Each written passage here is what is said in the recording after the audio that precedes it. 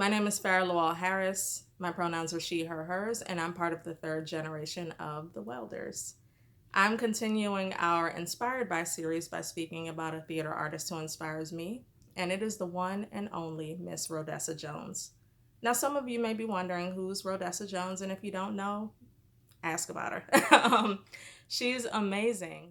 Rhodessa Jones is an actress, singer, teacher, and writer, and is the co artistic director of the San Francisco based theater company Cultural Odyssey.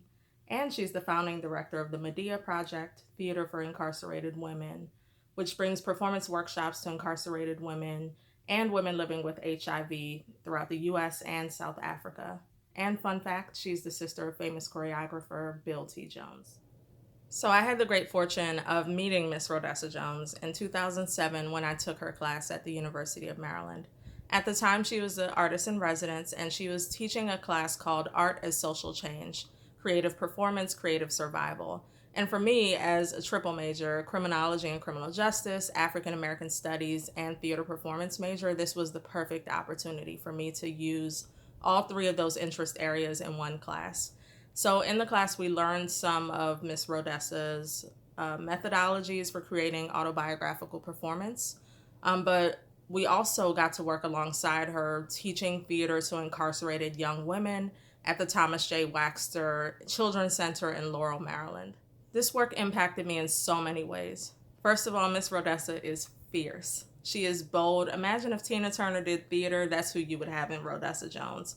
She possesses so many qualities that I wish to possess. She commands a room when she walks in. She knows what she's talking about. She's honest. She draws people to her.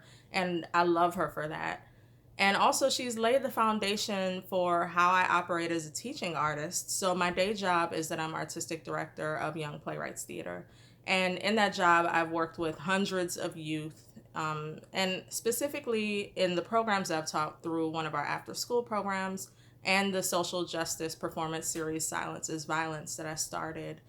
I use so many of her methodologies in that, in meeting youth where they are, encouraging them to talk about their real life experiences, and finding a way to fuse together all of those stories into a performance that is enjoyable and transformative for the audience members who get to experience that. On top of that, she's also taught me how to be brave in telling my own stories through theater. Miss Rhodessa is a phenomenal solo performer. Well, actually, she does perform with her Cultural Odyssey partner, Idris Ikamore. So he's the musician, she's on stage, but having the chance to see her perform was amazing. And seeing how vulnerable she's been able to be on stage and how that's impacted other Black women like me is something that I thrive to do in my artistry, something I've worked to do in the past, and something I'll also be doing through the play that I'll be producing with the Welders. So last year, 2019, American Theater featured Miss Rhodessa Jones in an article. And in that article, she said, as a 70-year-old African American artist, I'm not interested in art for art's sake.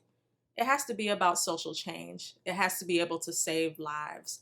And Miss Rhodessa always operates with the phrase, theater saved my life. And that's a sentence that resonates so much with me.